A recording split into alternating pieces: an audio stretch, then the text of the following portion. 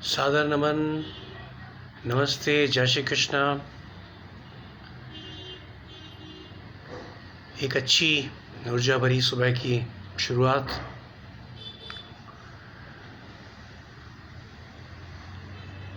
आज मैं आपको बताना चाहता हूँ मेरे साइट के एक ऐसे व्यक्ति के बारे में जो अपने बचपन को साथ में लेकर के जीता था। उसकी अवस्था तकरीबन 41 साल के आसपास की रही होगी जब मैं उससे मिला था। ये बात 2011 की है, जब मैंने 2 साल के लिए 2011 के बाद में जोधपुर के पास में ही फील्ड एम्यूनिशन डिपो है मिलिट्री का, काफ़ी बड़ा। वहाँ पे सीएस कंस्ट्रक्शन कंपनी का एज ए प्रोजेक्ट मैनेजर मैंने एक प्रोजेक्ट किया था, जो कि काफ़ी समय के बाद पता लगा था कि बहुत मिसाइल्स का एक सेटअप है पूरा का पूरा। फील्ड एम्यूनिशन डिपो के अंदर काम करना, कंस्ट्रक्शन का काम करना बहुत मुश्किल रहता है, क्योंकि आपकी 2 या 3 जगह पे चेकिंग रहती है। और 2 चीज़ें जो कि, बल्कि 3 चीज़ें जो कि आजकल वर्कर्स, ख़ास तौर से जो लेबर होती है, उसको बहुत ज़रूरी होती है। पहला नंबर मोबाइल, दूसरा नंबर चाय, और तीसरा स्मोकिंग, बीड़ी वगैरह आप वहाँ पे अंदर आप नहीं यूज़ कर सकते। तीनों ही चीज़ें मोबाइल आपके गेट पे रखवा देंगे। और 2 लेयर में हम लोगों की चेकिंग होती थी वहाँ पे, 2 जगह पे चेकिंग होती थी। और आप किसी भी हाल में जो है ये मोबाइल आप अंदर नहीं ले जा सकते, माचिस वगैरह आप कुछ भी अंदर नहीं ले जा सकते। और कोई भी आपको अगर काम करना होता था, मीन्स हम लोगों को जैसे वेल्डिंग का काम करना होता था, तो उसके लिए पहले परमिशन लेनी पड़ती थी। फायर ब्रिगेड आती थी, टाइम देना पड़ता था, फायर ब्रिगेड आती थी और फायर ब्रिगेड आकर के रुकती थी। उसके बाद में आप वेल्डिंग का काम या गैस कटिंग का काम अगर आपको करना है तो आप कर सकते हैं। वहाँ पे हम लोगों ने एक बहुत बड़ा शेड बनाया था, एक करीबन 20-25 मीटर चौड़ा और तकरीबन 60 मीटर लंबा एक हॉल था, जिसकी छत हम लोगों को शेड की बनानी थी। उसके लिए पूरा उसका लोहे का एक फ्रेम बनाना होता है। अपने यहाँ पे रायका बाग के अंदर 2-3 लोग हैं, काफ़ी बड़े वेल्डर हैं जो कि इस तरह का काम करते हैं। अपने रेलवे प्लेटफॉर्म पे भी उन्होंने काफ़ी काम किए, क्योंकि मुझे इस वजह से पता है कि उनका एक बच्चा मेरे पास इंजीनियरिंग कर रहा था। यहाँ पर रायका बाग में ही उनका वर्कशॉप है। उनका एक वर्कर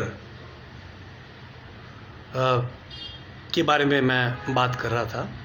अब जैसा कि मैंने बताया कि वहाँ पे आप चाय नहीं पी सकते, आग नहीं जला सकते, तो चाय नहीं पी सकते आप।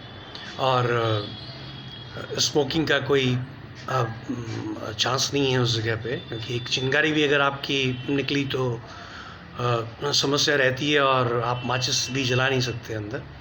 तो ऐसे में लेबर का आना हम लोगों के लिए मुश्किल रहता था। वो एक डिफरेंट इशू है। अभी मैं सिर्फ उस व्यक्ति के बारे में मैं आपसे बताना चाहता हूँ, उसमें बचपन किस तरह से जिंदा था। मज़दूर पास में काम कर रहे थे, वो वेल्डर था, बहुत बड़ा अपने वेल्डिंग का जो है वो एक बहुत बड़ा फ्रेम हम बना रहे थे। उसको बनाने का काम वो और उसका कभी कभी एक असिस्टेंट आता, अदरवाइज़ वो अकेला जो है वो बंदा। और बहुत ही एक जॉली या फनी नेचर का एक बंदा था, बहुत मज़ेदार इंसान था वो।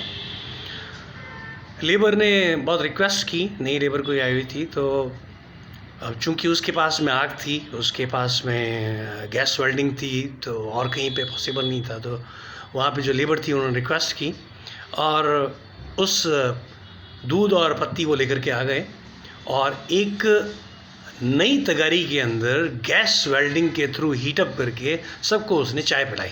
छुपा करके पिलानी पड़ी, क्योंकि आप ऐसे पिला नहीं सकते थे। तो इस तरह का वो पर्सन था जिसने इस तरह की मज़ेदार बात की, और अभी भी है। और एक और बड़ी मज़ेदार बात मुझे याद आती है, क्योंकि थोड़ा शैतान भी था, बचपना था तो शैतान भी था। वहाँ पे फ़ौजी वहाँ पे साइड पे घूमते रहते थे, तो उनको सिर्फ तंग करने के लिए, मीन्स बहुत ज़्यादा परेशान नहीं, पर फिर भी कितना मज़ेदार तरीके से परेशान करता था वो। दूर से उनको देख करके, जैसे ही उसको लगा कि फौजी देख रहा है, दूर से इस तरह से इशारा करेगा कि मैं स्मोक कर रहा हूँ ज़ोर से। और जैसे उस फौजी को दिखता कि अरे वो स्मोक कर रहा, फौजी भाग कर के आता वहाँ पे। और क्योंकि वहाँ पे उसके पास आग रहती थी तो डाउट भी रहता था उसके ऊपर, और वो सिर्फ उसको भगाने के लिए ऐसा किया करता था। और आसपास के लोग भी और हम भी उसकी बातों से बहुत एंटरटेन करते थे।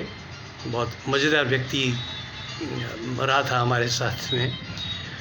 तो ये इस तरह के लोग हैं। ऐसे और भी कई लोग याद आते हैं मुझे,